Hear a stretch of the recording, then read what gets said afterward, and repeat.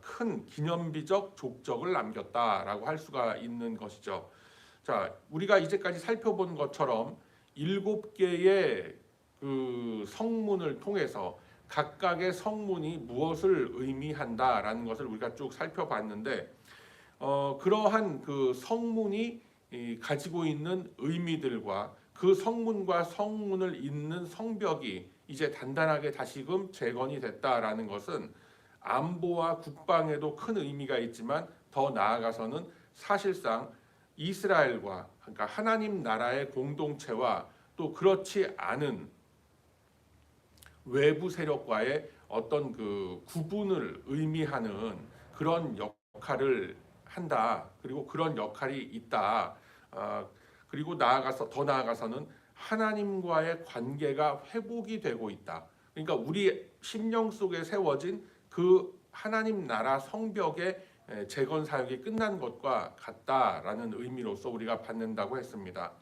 자, 그런 의미 속에서 이제 이스라엘은 내외적인 그 내실을 기하는 여러 가지 그런 그 국가적인 사역을 그렇게 진행하는 가운데 있었고, 오늘 우리가 받은 이 본문의 말씀을 보면은 이제 우리가 참 읽기도 굉장히 막 입술이 돌아가지 않지 않습니까, 여러분? 잘 뭐 알지도 못하는 그런 막 유대인들 이름이 막 줄줄줄줄 나오고, 뭐 누구의 자손이 뭐 345명에 뭐 427명에 95명에 218명에 막 계속 이 아주 쬐끄만한 글자들, 이 숫자들이 그냥 막 바글바글하게 나열돼 있는 그런 기록을 우리가 이렇게 본문으로 택해서 이제 봤다라는 것이죠. 그러면은 이렇게 이스라엘이 내외적인 내실을 기하고 있는 가운데에 왜 이렇게 뭐 누구 자손이 몇 명이고 누구 누구의 자손이 또 몇 명이고 누구의 아들의 자손이 또 몇 명이고, 이런 아주 뭐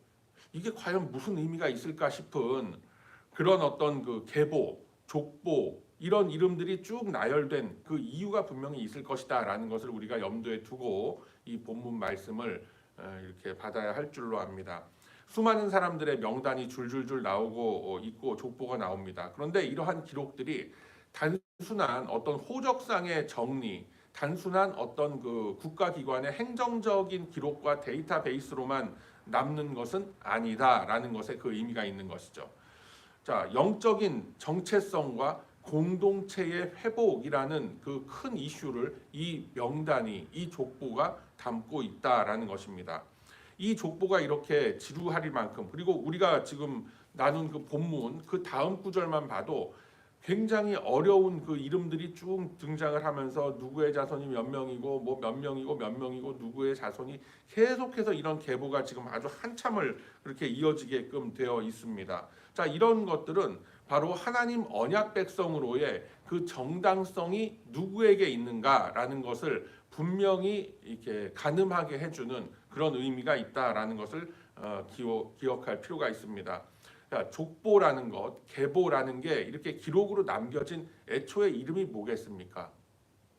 여러분들도 뭐 다들 이제 한국 분들이시라면은 뭐 집안마다 이렇게 뭐 종손, 뭐 종갓집 이런 게 있고, 예를 들어서 저 같은 경우에 여산송씨 소윤공파 뭐 20 몇 대 손이다라고 하면, 뭐 26대 손이다라고 하면은 그 뭐 저희 그 파뿐만이 아니라 여산 송씨에 관련된 다른 파와 다른 어떤 집안의 그 족보가 쭉 기록된 그런 기록이 그 여산에 있는 저희 그 시조 할아버지를 모신 사당이라고 그러나요? 뭐 그런데 분명히 다 있고 다 그렇습니다. 중간에 그걸 샀는지 뭐 어떻게, 그건 뭐 제가 알 수 있는 것도 아니고 관심도 없습니다만, 하여튼간에 그런 족보라는 게 있어요. 그럼 그 족보를 통해서 알 수 있는 게 뭐고, 그 족보를 왜 그냥 아주 그냥 그 귀하게 그렇게 보관들을 하고 집집마다 가문마다 집안마다 문중마다 그렇게 하고 있느냐? 바로 내가 누구인가라는 그 근거를 찾는 데 사용되기 때문에 그렇습니다. 그러니까 우리의 조상이 누구고 내가 누구로부터의 몇 대 손이고 내 몇 대 위의 조상은 누구였고 그 위의 조상은 누구였고, 그렇게 해서 누구가 누구를 낳고 누가 누구의 후손이고 누가 누구를 낳으면서 바로 지금 송진혁까지 왔다라는 어떤 저의 그 뿌리를 찾는 데 있어서 필요하기 때문에 그런 족보를 그 집안마다 굉장히 소중히 여긴다라는 것입니다. 자, 그러면은 이게 우리의 신앙 안에서, 우리 교회 안에서 우리가 이 족보를 한번 생각을 해본다라고 하면은 과연 그럼 우리는 누구인가? 어디로부터 왔는가? 나는 누구인가? 라는 궁금증이 들게 되죠. 그래서 이러한 하나님 언약 백성으로서의 그 정당성, 하나님 언약 백성으로서의 호적에 우리가 동참이 되어 있다라는 차원에서 이 성경에 기록된 족보가 그 의미를 갖는 것이고, 사실은 그 족보가 굉장히 중요하다라고 말씀을 드릴 수가 있는 겁니다. 신앙 공동체로서의 이스라엘 아닙니까? 지금 저와 여러분은. 그렇게 되면은 새로운 이스라엘로 부르심 받은 우리들, 우리의 조상은 누구였단 말인가? 물론 우리의 조상, 아니 뭐 지금 뭐 저를 낳아준 육신의 아버지 어머니, 그 위에 할머니 할아버지 다 알고 있고 다 계시고 하지만, 영적인 우리의 조상은 누구인가? 그러니까 우리의 조상을 우리는 아브라함의 후손이라고 얘기를 하지 않습니까? 우리가 비록 민족과 혈연은 다를지 몰라도 우리는 하나님 나라의 백성으로서 편입이 되어 있는 그런 사람들이다라는 거예요. 그 호적에 우리는 다 이렇게 입양이 되어 있는 그런 사람들이에요. 그런 차원에서 나는 누구인가라는 그 영적인 신앙의 정체성을 우리는 이 족보를 통해서 찾을 수가 있기 때문에 이렇게 성경에 족보가 길게 기록이 되어 있는 이유가 있다라는 것입니다. 자, 그리고 두 번째로 우리가 이 족보가 기록된 이유가 도대체 뭔가라는 것을 찾게 된다면은, 예배 공동체를 구성하는 어떤 그 자격 요건을 누가 가지고 있는가라는 것을 찾기 위함이다라고 할 수가 있습니다. 현재 본문의 이 배경은 신약 시대가 아니라 구약 시대입니다. 당연히, 그리고 또 엄격한 율법적인 자격 조건이라는 것이 중시되던 그런 시대였습니다. 그러니까 유대인만이 하나님의 택함 받고 부르심을 입은 사람이다, 그런 사람들이다, 그런 민족들이다라고 이들은 그렇게 여기고 있었고, 그게 사실이었습니다. 그렇기 때문에 이스라엘로 편입이 되기 위해서는, 내가 예를 들어서 뭐 애굽 자손이란 말이에요. 근데 이스라엘로 편입되기 위해서는 어떤 과정을 거쳐야 됩니까? 주 예수 그리스도를 내 삶의 주인과 영혼의 구세주로 믿고, 그거는 이제 그 다음에 신약 시대의 일이고, 지금 이 구약 시대에 내가 이스라엘의 공동체로 편입이 된다라는 거는 할례를 받고, 그리고 하나님 앞에 그 예물을 드리고 그 희생의 제사를 드림으로 인해서, 그리고 또 여러 가지 유대 율법을 따르기로 서원하고 또 실제로 그 율법을 따르는 것을 제사장들 앞에서 이렇게 다 검증을 받은 그런 사람들이 유대인으로 편입이 되었었다라는 것이죠. 그러던 시절이었습니다. 그렇기 때문에 누가 누구의 자손이었는가, 그리고 누구는 언제부터 유대족 속에 어떻게 편입이 되었단 말인가라는 것을 따지는 것은 이 시대에 있어서는 굉장히 중요한 거예요. 우리도 교적이라는 게 있지 않습니까? 그러니까 예를 들어서 태어나면서부터 모태신앙인 분들도 있지만, 이제 늦게 자기가 처음 믿게 된 그런 분들도 있어요. 그런 분들 같은 경우에는 더 교적이 중요한 거예요. 내가 언제부터 언제 어떤 교회를 나가서 내가 거기서부터 말씀을 쭉 받으면서 하나님의 백성이 되기로 내가 마음을 먹었고, 또 부르심의 그 내적 소명이 있었고, 언제 내가 세례를 받음으로써 정식으로 교회의 교인으로서, 세례 교인으로서 입적이 됐다라는 그런 어떤 교적이라고 하는 호적, 우리가 얘기하지 않습니까? 교회의 호적, 교적이라는 게 굉장히 중요한 거예요. 그래서 내가 몇 년도서부터 세례를 받고 교회에 입적이 된 사람이다, 그때부터 나는 정말 참된 그리스도인으로 신앙생활을 지금까지 해왔다. 물론 인생을 살다 보면 굴곡은 있어요. 뭐 한때 뭐 시험도 받고 뭐 교회도 쉬기도 하고 뭐 옮기기도 하고 그런 일이 다 있을 수가 있어요. 특히 우리 이민 사회에서는. 그렇지만 그런 그 부단한 인생의 과정들을 거치는 속에서도 나의 교적은 어디서부터 시작이 됐고, 내 믿음의 뿌리는 어느 교회에서부터 내가 출석을 하면서부터 시작이 됐다라는 것 정도를 여러분들이 기억하고 그 마음속에 가지고 계시는 것은 굉장히 중요하다라는 거예요. 내가 누구의 자손인가, 나의 아버지 어머니는 누구고 그 위에 할머니 할아버지는 누구인가라는 것을 아는 것만큼 우리는 영적으로 그리고 육신적으로도 고아가 아니에요. 우리의 조상이 있고 우리의 부모가 있는 것처럼 우리의 교적이 있고, 우리가 어느 과정을 거쳐서 언제 어떤 과정을 거쳐서 하나님의 자녀로서 내가 하나님을 인격적으로 만나고 하나님 백성으로서의 이 확신을 갖게 되었는가라는 것을 기억하는 것은 굉장히 중요하다라는 겁니다. 그래서 이제 뭐 이렇게 얘기하는 분들도 있어요. 몇 년도, 몇 월, 며칠, 몇 시에 하나님을 만났는가, 뭐 그런 것까지 이렇게 따지고 하는 그런 분이 있을 수가 있겠지만, 뭐 내적인 그 확신이 생겼던 그런 시점쯤이 내가 다시 말씀으로 하나님의 은혜로 다시 태어나게 된 그런 시점이다라는 것을 대략적으로는 기억하는 것이 좋다라는 것이죠. 필요하다라는 거예요. 그런 것이 우리 신앙생활에. 그거 뭐 너 언제 뭐 며칠 몇 분에 뭐 어디서 무슨 은혜를 받았고 그걸 다 기억할 수는 없죠. 뭐 우리가 그 다들 어머니 뱃속에서 나올 때 내가 뭐 1971년 9월 9일 아침 7시 35분에 뭐 어느 산부인과에서 나왔다. 그거 들어서 알고는 있기는 하지만 내가 그때 그 상황을 기억하지 못하지 않습니까? 그 기억한다 그러면은 제가 여러 차례 말씀드렸지만 그 사실 정상이 아니죠. 그걸 기억한다는 게. 예, 그렇기 때문에 이 대략적인 어떤 교회의 그 내력, 내가 교인으로서 하나님의 백성으로서의 그 나의 교적을 기억할 수 있는 거 굉장히 중요한 문제다라는 것이죠.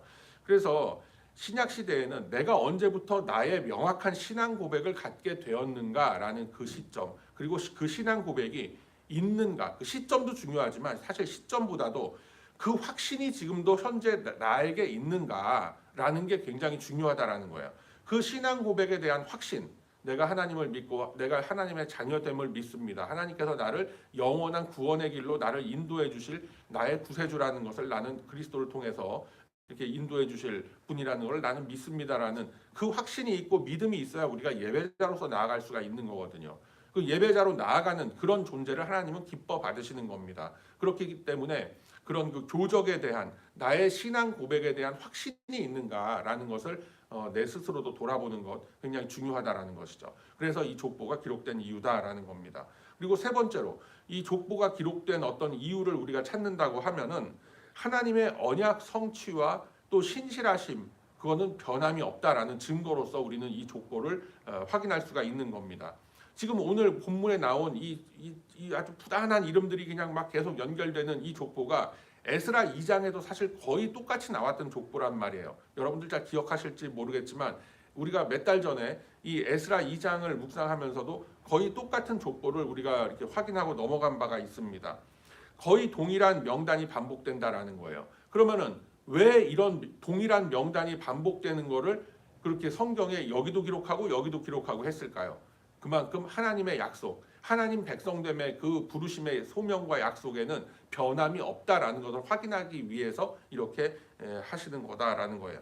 하나님의 언약은 세월이 흘러도 어떤 상황과 처지와 조건이 바뀐다고 하더라도 계속해서 믿음의 백성들의 삶을 통해서 이어지게끔 되어 있는 겁니다. 그래서 하나님의 약속은 결코 불변하다라는 것을 증거하기 위해서 이렇게 그 족보가 나오고 있다라는 것이죠. 자, 마태복음과 누가복음에도 보면은 예수님의 족보가 나와요. 마태복음에 보면은 이제 그리스도 족보의 시작이라고 해서 쭉 나오고 누가복음에 보면은 이제 예수 그리스도의 위는 누구고 그 위는 누구고 그 위는 누구고 그러니까 족보가 거꾸로 올라가죠. 그리고 마태복음은 위에서부터 아래로 내려오고 그런 족보가 이렇게 딱 맞아떨어지는 그 이유가 바로 하나님의 언약이 몇백 년 전에 하나님께서 맺어주셨던 수천 년 전에 하나님께서 맺어주셨던 그 언약이 이렇게 예수 그리스도로 인해서 완벽하게 성취가 되었다라는 것을 우리에게 보여주기 위해서 그렇게 복음서에도 긴 분량을 차지하면서 참 우리들 입술에 그 잘 읽지도 않는 그 유대인들의 이름이 줄줄줄줄줄 나오면서 그렇게 기록이 되어 있다라는 거예요. 그만큼 하나님의 약속이 신실하다라는 것을 수천 년의 세월이 지나도 결코 변하지 않음을 우리들에게 보여주시기 위해서 이러한 족보가 기록이 된다라는 것을 여러분 꼭 기억하시기를 바랍니다. 그래서 한 영혼을 잊지 않으시는 그 하나님의 섭리로서 누구의 자손, 누구의 자손, 누구의 자손 이게 계속해서 반복이 되고 기록이 되어져 있다라는 것이죠.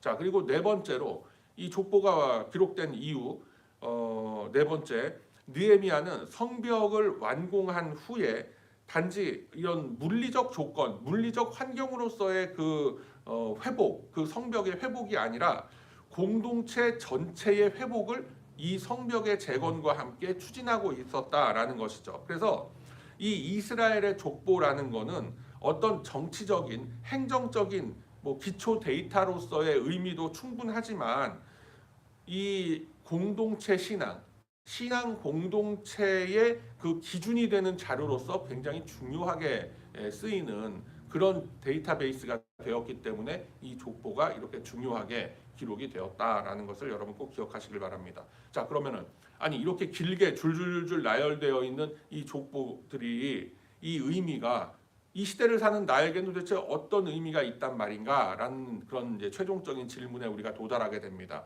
제가 지금 앞서도 두 번째 이유에서도 굉장히 그 영적 질서의 계보 속에 우리가 들어가 있다라는 말씀을 드렸었는데 오늘날의 교회와 또 그 교회의 구성원으로서 소속되어 있는 나는 언약 백성으로서의 명확한 그런 신앙 고백을 가지고 그 정체성을 가지고 있는가라는 것을 우리에게 되묻고 있다라는 거예요. 이 족보가.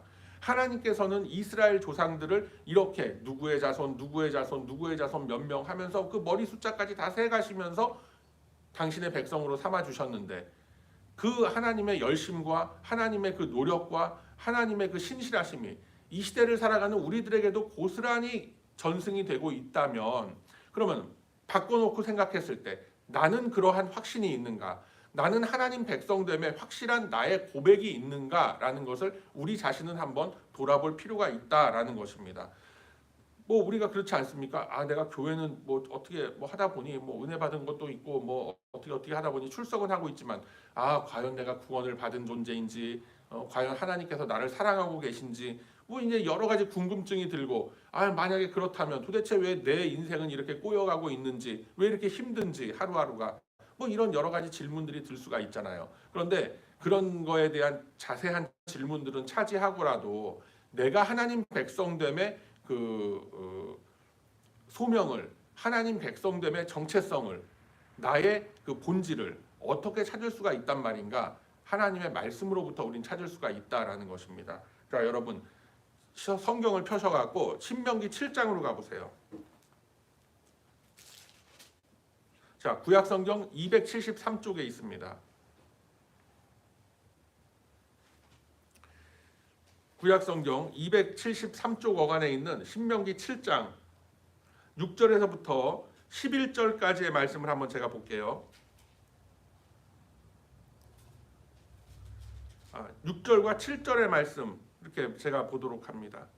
뭐 찾으신 분들 함께 읽도록 합니다. 시작. 너는 여호와 내 하나님의 성민이라. 내 하나님 여호와께서 지상 만민 중에서 너를 자기 기업의 백성으로 택하셨나니 여호와께서 너희를 기뻐하시고 너희를 택하심은 너희가 다른 민족보다 수요가 많기 때문이 아니니라. 너희는 오히려 모든 민족 중에 가장 적으니라. 아멘. 자, 하나님께서 우리를 찾아오셔서 택하셨다라고 분명히 말씀이 되어 있어요. 그리고 하나님께서 너희를 택한 그 이유가 여기 지금 본문에는 뭐라고 되어 있어요? 네?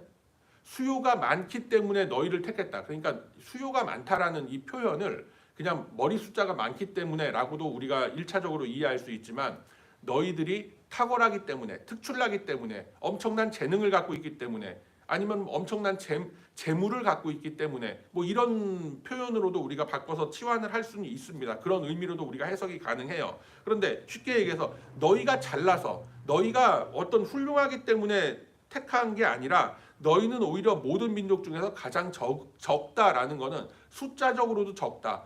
경제적으로도 어렵다. 그리고 실제 머리 숫자 자체가 그렇게 많은 민족의 그런 숫자가 아니다라는 거. 그리고 너희들의 어떤 재능과 너희들의 어떤 뭐 가지고 있는 조건과 처지와 이런 것들이 탁월하고 훌륭하지가 않다라는 의미가 모든 민족 중에서 가장 적다라고 표현이 되는 거예요.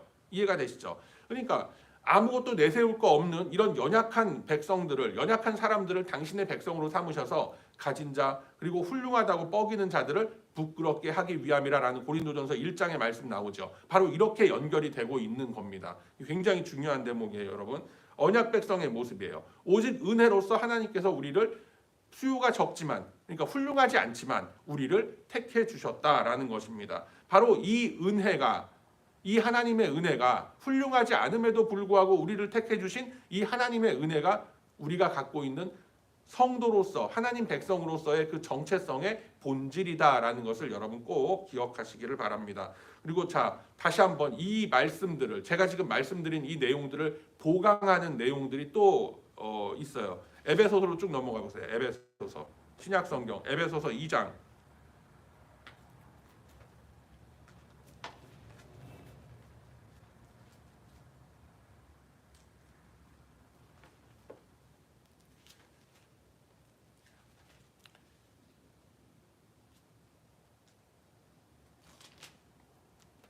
자, 신약 성경 310쪽 안에 있죠. 에베소서 2장 펴 보세요. 에베소서 2장 19절에서부터 22절의 말씀을 한번 우리가 봅니다.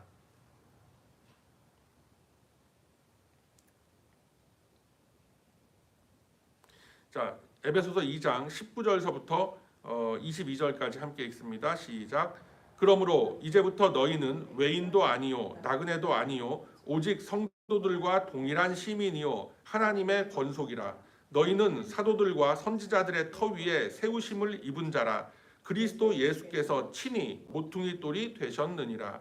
그의 안에서 건물마다 서로 연결하여 주 안에서 성전이 되어가고 너희도 성령 안에서 하나님이 거하실 처소가 되기 위하여 그리스도 예수 안에서 함께 지어져 가느니라. 아멘.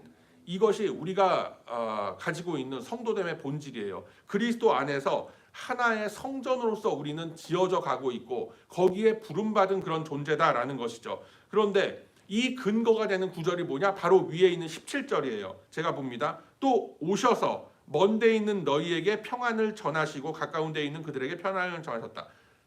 예수 그리스도께서 주님이 우리에게 오셔서 내가 쫓아가서가 아니라 그분이 나를 부르시고 나를 보고 나를 찾아오셔서 이런 것을 해주셨다. 평안을 전하시고 말씀을 전하시고 뭐 은혜를 주시고 해서 이렇게 우리를 그리스도의 하나의 거대한 성전으로서 우리를 부르셨다. 그리스도께서 오셔서. 이게 굉장히 중요한 대목이에요. 자, 신명기 7장으로 다시 넘어가서 보면은 내가 이들을 불렀다라고 말씀하고 있지 않습니까? 똑같은 내용이에요. 지금 이것이. 그래서 신명기 7장의 이 내용과 에베소서 2장의 이 내용이 같이 서로가 서로를 이렇게 보완 설명해주는 그런 단계로서 이렇게 사용이 되고 있다라는 것입니다. 자, 그래서 우리가 이 족보의 내용들을 쭉 보면서 그러면은 나는 과연 언약 백성으로서 명확한 신앙 고백이 있는가? 바로 이 말씀이 우리의 신앙 고백에 이르도록 하는 길잡이가 되는 말씀들이다 이거예요. 하나님께서 나를 찾아오셔서 나를 이 교회의 일원으로 그리고 하나님 백성의 이 공동체의 일원으로서 예수 그리스도의 지체로서 나를 부르셨구나라는 것을 확신을 갖게 해주는 대목이 바로 이거예요. 그래서 여러분, 내가 정말 구원을 받았단 말인가? 특히 에베소서 이 말씀 그리고 신명기 7장의 이 말씀을 한번 이렇게 되뇌어 보세요. 하나님께서 나를 찾아오셔서 그랬기 때문에 내가 이렇게 기도할 수 있고 하나님께 대해서 원망과 불평을 터뜨리는 한이 있더라도 그럴 수가 있는 거예요. 그 대상조차 없으면은 어떻게 되겠어요, 여러분? 누구에게 불평 불만을 토로할 거예요? 대상이 없죠. 그러니까 대상을 어디서 찾아요? 엉뚱한 데 가서 찾는 거예요. 그것을 어떤 무슨 뭐 세상의 어떤 쾌락과 유흥과 어떤 사치와 낭비와 어떤 이런 허영심과 이런 걸 통해서 그런 것을 채워가려고 하는 그렇게 이제 사람들이 점점 빠져들게 되는 거예요. 그렇지만 우리는 불평 불만을 하더라도 나의 만족을 어디서 찾아요? 하나님으로부터 찾는 거예요. 그게 바로 여러분과 불신자의 차이다라는 거예요. 뭐 여러분들 다 그런 확신이 있으신지 모르겠어요. 근데 이 순간만이라도 이 순간부터라도 그 확신을 가지시는 저와 여러분 다 되시길 바랍니다. 그 확신이 중요해요. 신앙 고백의 확신, 나의 정체성에 대한 확신, 굉장히 중요하다라는 거예요. 그러면은 오늘날의 나는 그리고 내가 지체를 이루고 있는 내가 속해 있는 이 공동체는 그러니까 내가 속한 공동체와 나라는 이 하나님의 성전은 그러면 어떻게 이러한 족보 신앙의 계보를 지금도 이어가고 있단 말인가라는 것을 하나님께서는 이 족보를 통해서 우리에게 묻고 계시다라는 거예요. 자, 여러분, 내가 확신이 있어. 신앙 고백이 있고 내가 하나님 백성됨의 확신이 있단 말이에요. 그런데 나는 그 계보를 어떻게 잊고 있는가, 그리고 어떻게 이어갈 것인가라는 것에 대한 어떤 불안한, 조금 좀 궁금한 그런 생각 들 수가 있죠. 뭐 드시는지 안 드시는지 모르겠어요. 근데 든다고 칩시다 일단. 자, 그러면 어느 말씀을 통해서 우리가 어떤 하나님의 어떤 그 말씀을 통해서 우리는 그 근거를 찾을 수가 있겠는가? 히브리서 12장으로 가세요. 자, 신약성경 366쪽에 있습니다. 시간이 없어요. 자, 히브리서 12장 1절에서 2절을 읽습니다. 시작. 이러므로 우리에게 구름같이 둘러싼 허다한 증인들이 있으니, 자, 우리를 둘러싼 허다한 증인들이 있다라고 말씀하세요. 모든 무거운 것과 얼매이기 쉬운 죄를 벗어버리고 인내로서 우리 앞에 당한 경주를 하며, 자, 2절. 믿음의 주요 또 온전하게 하시는 이인 예수를 바라보자. 그는 그 앞에 있는 기쁨을 위하여 십자가를 참으사 부끄러움을 개의치 아니하시더니 하나님 보좌 우편에 앉으셨느니라. 그러니까 결론이 뭐예요? 여기서 예수를 바라보라라는 거예요. 예수를 바라보라. 예수를 바라봐야 되는 거예요. 그래야 그 족보가 이어지는 거예요. 여러분의 조상이 누구예요? 예수 그리스도예요. 그 밑에 뭐 이어지는 우리의 조상들이 있죠. 뭐 아브라함도 있고 다윗도 있고, 나를 신앙으로 인도해 주신 우리 부모님도 있고, 뭐 그 위에 또 우리 할머니도 있고, 뭐 다 이제 그렇다는 말이에요. 근데 그런 모든 족보가 여산, 송씨, 소윤공파, 송진엽 이게 중요한 게 아니라, 여러분, 내가 하나님의 예수 그리스도의 계보 안에 내가 들어있다라는 것을 이 말씀을 통해서 내가 확신을 갖고 내 입으로서 고백할 수 있다라는 것, 이게 굉장히 중요한 계보를 이어가는 방법이다라는 거예요. 예수를 바라보라. 다윗을 바라봐서도 한계가 있어요. 저런 그 불륜남이 어떻게 나의 조상이란 말인가? 아브라함을 바라봐도 저렇게 연약한 사람이 어떻게 나의 조상이란 말인가? 그렇지만 그 위에 우리는 누가 있다? 예수 그리스도. 우리의 영원한 주인이신 예수 그리스도, 그리고 우리 성부 하나님이 계시다라는 거 여러분 꼭 기억하시길 바랍니다. 그래서 우리가 이 계보를 계속해서 안정적으로 이어갈 수 있는 방법, 앞으로 좀 넘겨보세요. 로마서 4장 갑니다.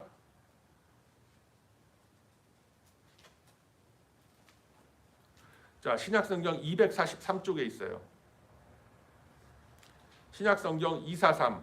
자, 로마서 4장 11과 12절의 말씀을 함께 읽습니다. 시작. 그가 할례의 표를 받은 것은 무할례시의 믿음으로 된 의를 인한 것이니 이는 무할례자로서 믿는 모든 자의 조상이 되어 그들도 의로 여기심을 얻게 하려 하심이라. 또한 할례자의 조상이 되었나니 곧 할례 받을 자에게뿐 아니라 우리 조상 아브라함이 무할례시에 가졌던 믿음의 자취를 따르는 자들에게도 그러하니라. 여기서 결론이 뭐예요? 맨 마지막 12절 맨 마지막 어절, 우리 조상 아브라함이 무할례시에 가졌던 그 믿음의 자취를 따르는 자들에게도 그러하다. 우리는 그 믿음을 가지고 따르는 자들이다 이거예요. 따르면서 뭘 쳐다보는 사람? 예수를 바라보는 사람들. 그렇기 때문에 오늘 느헤미야 7장의 이 본문에 이 아주 지루한, 그리고 참 입에 담기도 낯선 이런 이름들이 줄줄줄줄 나열되는 이 가운데에서 하나님이 우리에게 주시는 그 음성을 우리는 이렇게 들을 수가 있다라는 것입니다. 자, 그래서 우리가 이 시간 함께 기도할 때, 주여 내가 신앙의 계보를 잊게 하소서, 그리고 신앙의 그 계보 안에 내가 들어가 있음을 먼저 확신케 하시고 그 계보를 이어가는 방법, 오로지 예수 그리스도만을 바라보게 하소서. 그리고 오로지 뭐예요? 믿음의 발자취를, 믿음의 그 의를 따르게 하소서라는 이 두 가지 제목을 놓고 신앙의 계보를 잊게 하소서. 그러기 위해서 뭐다? 예수를 바라보게 하소서, 믿음의 자취를 따르게 하소서라는 이 거룩한 제목들을 마음에 먼저 품으시고 먼저 기도함으로 나아가는 저와 여러분의 복된 이 아침 시간 다 되시길 주님의 이름으로 축복합니다. 아멘. 자비로우시고 은혜로우신 아버지 하나님, 오늘